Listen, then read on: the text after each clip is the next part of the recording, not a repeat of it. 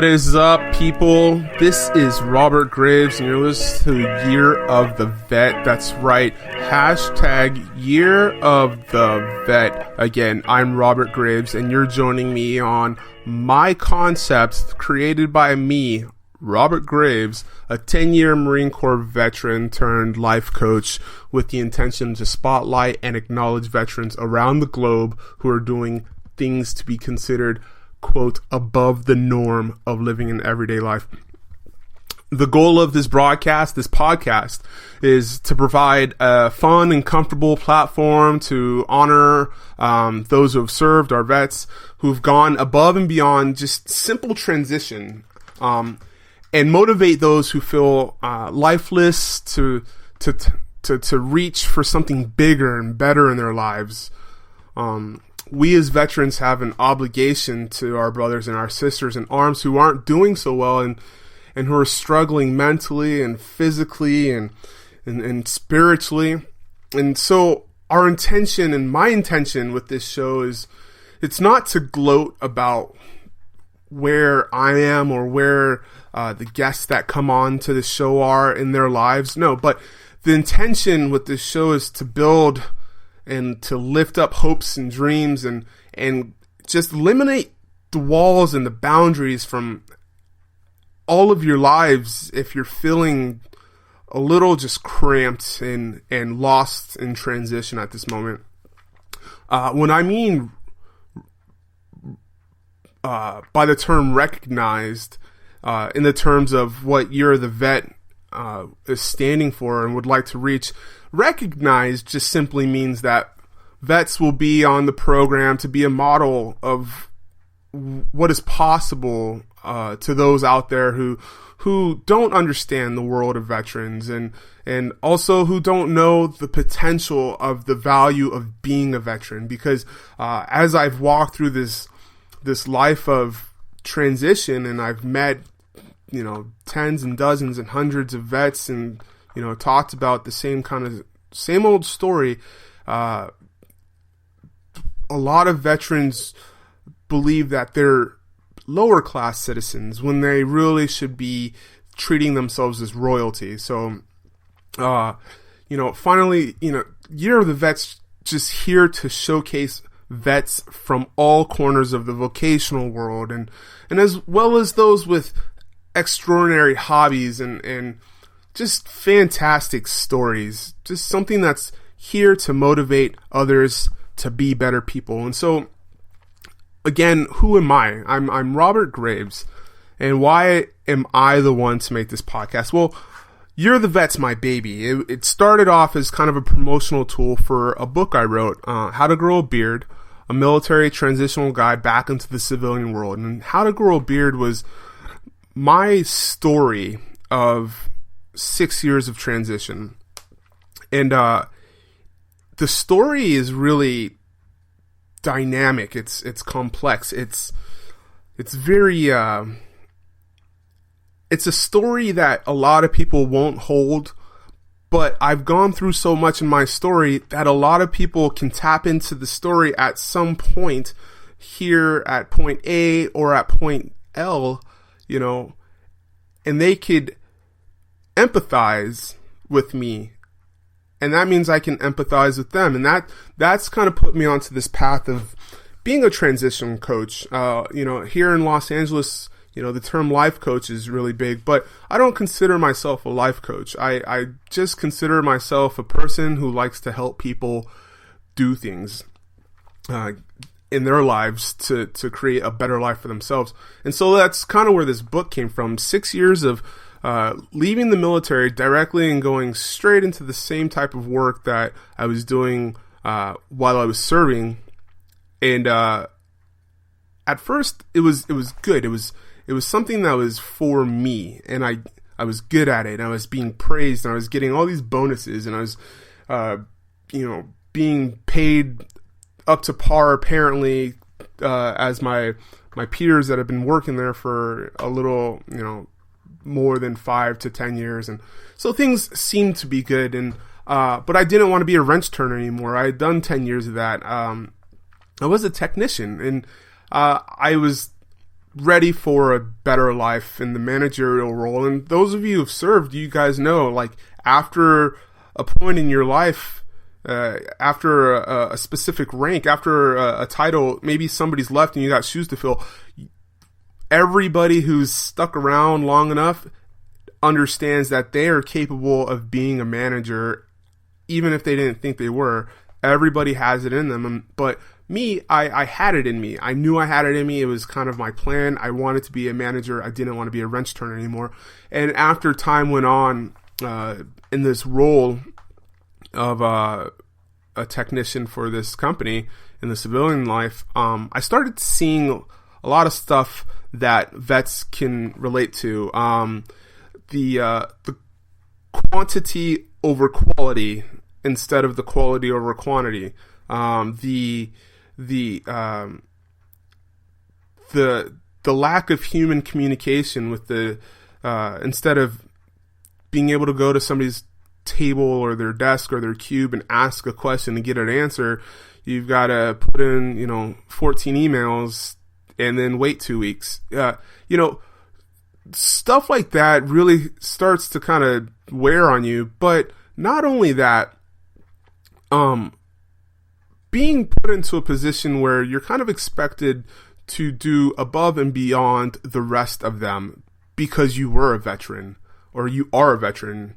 And enough of that can wear on somebody. Enough of 60 to 80 hour weeks while only getting paid 40 hours because it's, the bylaws of the company, that'll wear on you. 6 months of travel time. And then, when you're ready to come home, they ask you to stay for another 2 weeks or 3 weeks or another month. And, while they're in the comfort of their homes, because, we're used to deploying and being on exercises, and they know that we're not going to bitch about this kind of stuff until we start bitching about this kind of stuff. And when we do, then, the person that we used to be, this person who's able to be a team player and conform, we then start becoming, the disgruntled employee, and people don't like disgruntled vets. And so I lived both sides of being the hero and being the villain in my company. And I wasn't being a villain per se, but I was speaking my mind, and I was standing up for what's right, for employees' rights. I was standing up for what was right for the gear I was working on and the equipment that I was attaching my name on to. And when you do that, you tend to make enemies. And so this isn't about that, but this is a piece of my story that people do find themselves kind of understanding and relating to. So at some point in my life, I decided that while I was at this job, I was going to continue education. And so I started using my GI Bill again, and then I ended up buying a home, and I started tapping into all these resources that are available for veterans, and I started learning stuff that we weren't taught in the transition classes. I started learning things from the veteran service organizations that we actually don't know about when we leave base, which, if you read my book, and I'm sure I'll end up talking about this at some point throughout the podcast, but VSOs are smaller versions of the VA, in the sense where they can get pretty much the same things done that you can get at the VA. For example, adding a dependent onto your record, or getting your medical claims processed, or funeral and burial stuff. The VSOs can do just as much as the VA, but quicker, because the VA has such a huge caseload of people that unfortunately people are going in and they're getting what people are saying turned away. It's my understanding that it's hard. I'm on the fence because the VA has done so many good things for me, and I'm not working for the VA, so this isn't a public service announcement for the VA. But I know that things take time and things take patience, and being a veteran, I know that veterans have the tendency to kind of go in kicking doors down and wanting things almost immediately, and sometimes that's just the wrong approach and the wrong attitude. But that's neither here nor there. The fact is that the VSOs are smaller and they can tend to you quicker, and so that's something that's not addressed on our last month to 2 weeks out, and so I started learning a lot of stuff that helped veterans, and the vets at work started coming to me and asking me, "Hey, how did you do this? How did you do that? Can I still use my GI Bill even though I retired? Can my parents use my GI Bill?" And if I didn't know the answer, which obviously I didn't know all the answers, I was resourceful enough to go find out, and I was patient enough to sit on the phone and wait for the right person to talk to me. And I was diligent enough that if somebody told me no, or that they sounded shaky in their answer, I wanted the next person in their chain of command to get on the phone and tell me the same no until I heard a yes. So that is why I was so successful in my transition, because I was able to kind of just push my way through the doors. And the best thing about it is that I didn't hold on to that information.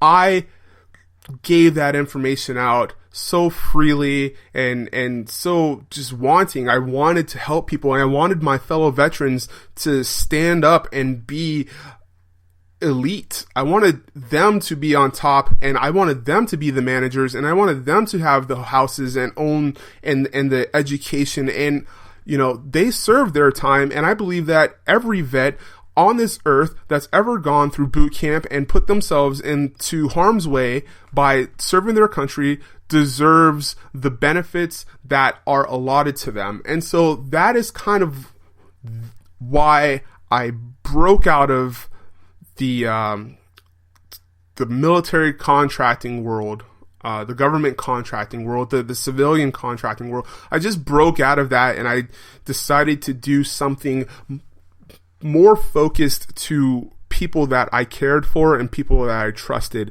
And that's what brought me to work with veterans, and that's what brought me to write this book. And in the book, I talk about things like redefining sacrifice. We tend to think about sacrifice as a kind of a badge of honor. Oh, well, sure, I'll work the 80 hours. It's not as bad as being in Iraq for 5 to 6 months, or it's not as bad as being deployed and living on a cot, missing my son's birth. Well, yeah, sure, it's not that bad. However, sacrifice is sacrifice. Whether you sacrifice 80 hours away from your family because you're working on somebody else's project and not getting paid overtime, or you're sacrificing time away from your family on duty over the Christmas holiday and New Year holiday, sacrifice is sacrifice. So, there's lessons in that. And then lessons on not burning bridges before you get out, and teaching people about VSOs.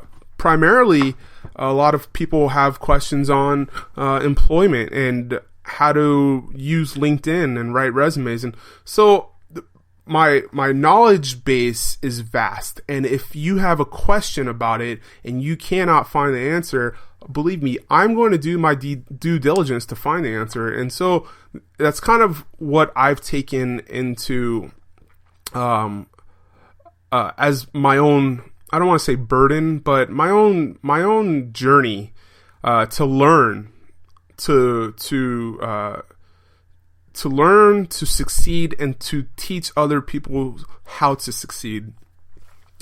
So that's a little bit about me. I'm sure that over the time of the podcast that you'll learn more and more about me.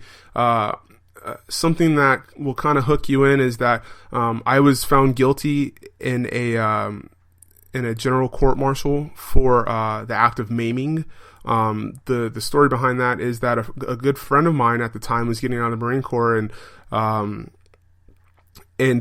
my spouse at the time and some friends of us, we had gone out and to a karaoke bar. There were two people at this bar who did not like each other, and they started fighting. And at the time, I was a sergeant in the Marine Corps, and my friend at the time was also a sergeant, and he was getting out that very next weekend. And long story short, between my own people, a fight broke out, and I and this other sergeant broke it up, and we had to split it up and get everybody out. In the middle of that process, we split everybody up.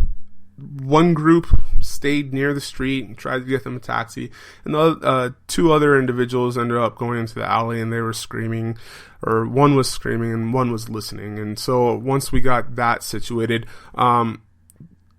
there was a different fight that broke out between people that we didn't even know. And so my friend and I were jumped, and long story short, somebody on the other side of the fence was injured, and out of 12 people, 9 to 12 people, something like that. I don't particularly remember because it was a long time ago, but I had to take the fall for this charge.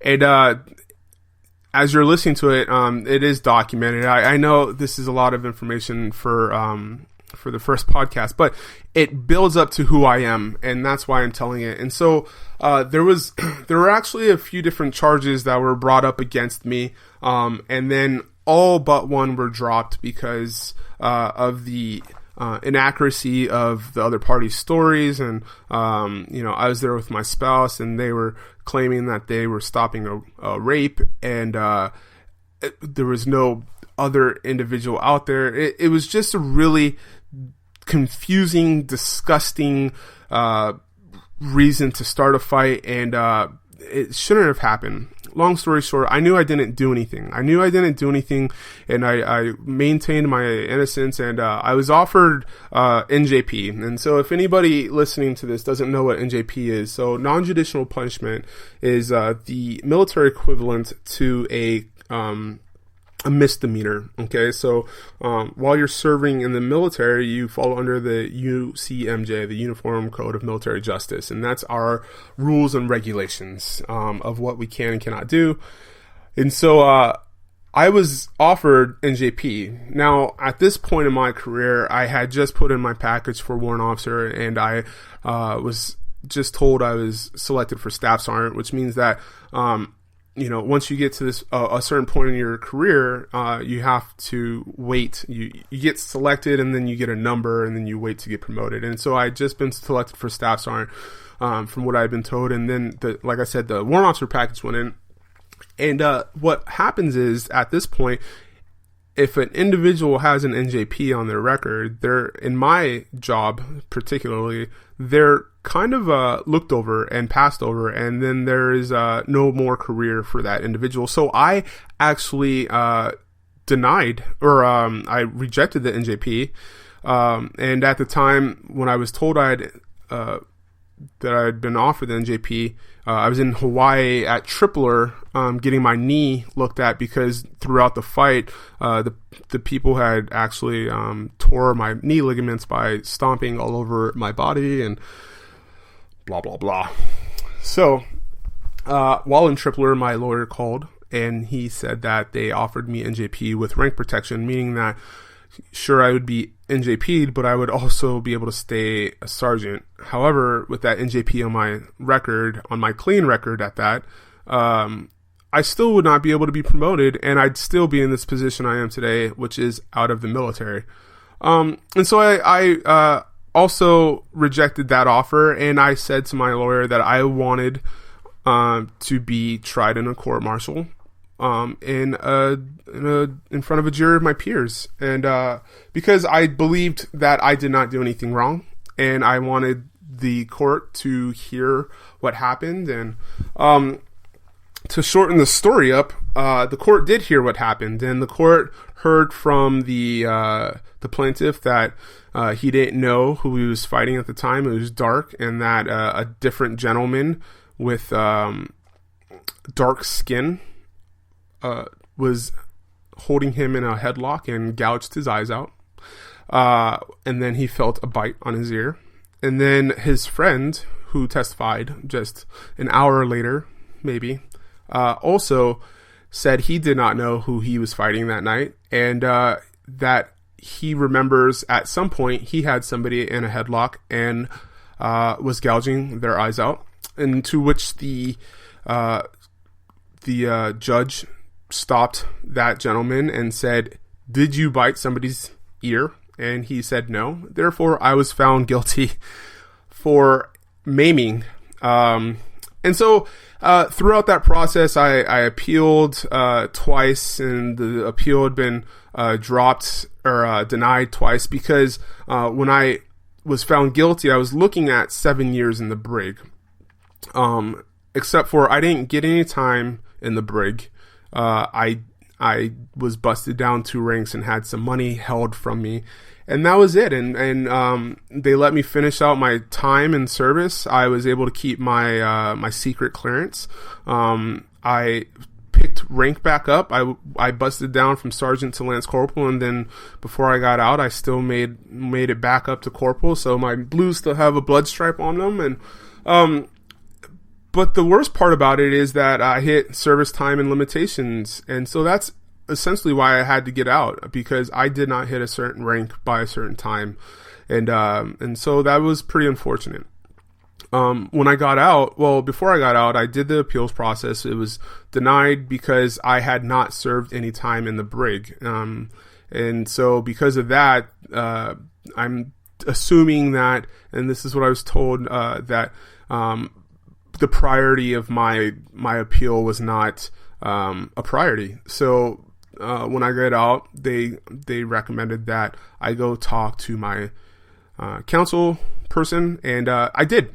I got out and I went to my local councilman, which at the time was a councilwoman, and she told me that this was not her jurisdiction. So, calling back to base, I just left Okinawa at the time, and when you leave base and you get your DD-214, well, guess what? You are no longer their priority either. So I was in this cloud of limbo of uncertainty, of just fear, really. Like, I didn't know what was going on. I didn't know what to do. At the time, my spouse had just said she wanted a divorce, and so I was in this huge just area of shittiness, really, and living on my friend's couch, and it was a really confusing and mentally straining time on me, but it all worked out because not only am I a strong person before the military, gave me a type of armor that normal people just don't have in the world. And so I was able to bounce back from that. And, throughout this time of the bounce back, and all the lessons I learned, and all the people I've met, and all the people I've helped, and all the downs and the ups, and the pluses and minuses, the laughters and the tears, and, everything that has led me to the point where I went to go buy a microphone today to start my first podcast has been nothing more than a blessing to me. All the tears and all the fears and all the tremors and nights where I was just scared of what next? How am I going to make it through this? All of that has just built me up. And, not to use the cliche, what doesn't kill you makes you stronger. Well, yes and no, right? More yes than no. But that cliche, that quote has been said because it's true.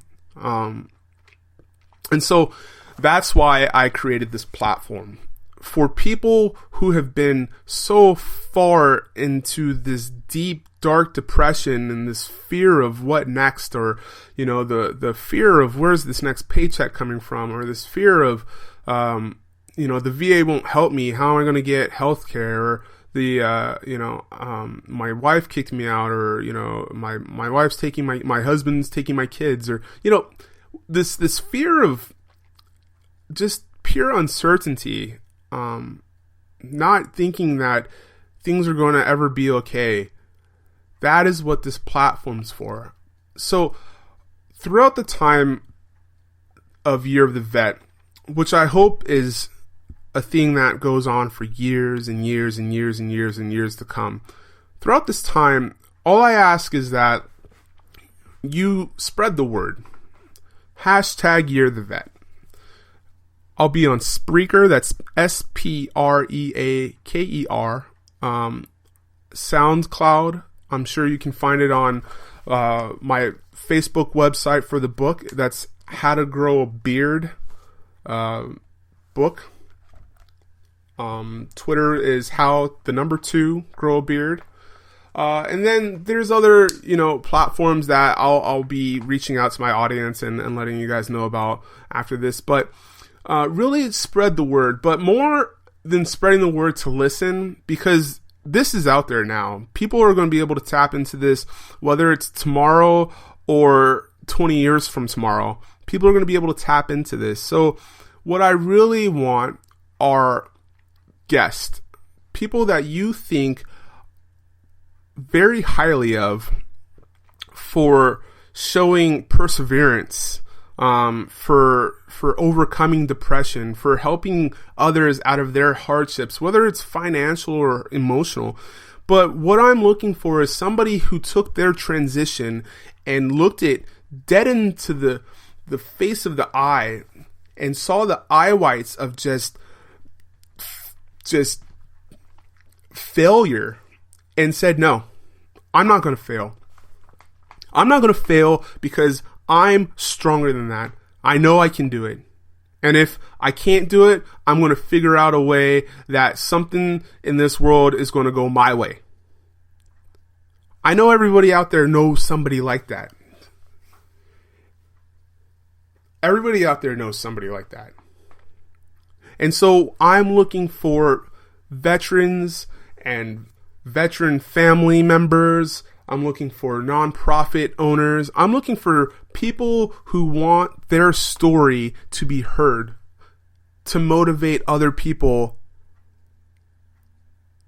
to be successful in their life. I'm looking for people with stories to motivate other people to get off of the ground and just pick themselves up and find help. You don't need to be strong. Other people have figured out how to be strong for you. Understand that. You do not need to do this by yourself. And as much as we like to go introvert when it comes to help and when it comes to aid, as much as we like to think that we are able to do every single thing on the face of this planet by ourselves because we are practically Superman, especially if you're a Marine, right? We are so stuck in our own egos that sometimes a story, just one person's story, can knock us down and say, okay, I'm ready to listen. And so that's what we're doing with Year of the Vet. And I am super excited. I'm beyond excited for the journey that this is going to take. I'm beyond excited for you to hear some of the stories I already have lined up, ready for you to listen to. And I'm ready to take this to the next level. So again, keep checking in for new episodes. Follow me so you can get updates on new episodes. And follow my YouTube page and follow my Twitter so you can get checked up on those as well. So, but more importantly, Tell other veterans about this because it's their story. This is their time. This is for them. This is a platform for veterans to come and speak their mind about how shitty transition was, but how good life is today because they woke up on the right side of the ground. So, with that being said, this is Robert Graves. You like that? I like that. Nice and smooth. I want to thank you guys for taking the last half hour to kind of get to know me and take the next 5 minutes to share this with your friends and family. I want to take this next couple seconds to thank my wife, my friends, my instructors, everybody who's ever put their foot, their neck, and their name on the line to get me where I am today. I thank you with all of my heart, sincerely. So, with that being said, thanks for turning in to Year of the Vet. #Year of the Vet. It is your year. It's time to start living like it's your life all over again. Let's get these vets off the road, out of the gutters, and into somebody's chair to be the CEO of a company, or even a father or a mother. Let's just get these guys back home safe and sound. And so, September 6th, 2016, I'm going to sign off on my very first podcast. Thank you for taking the time to listen to me, and I hope to talk to you soon. Bye.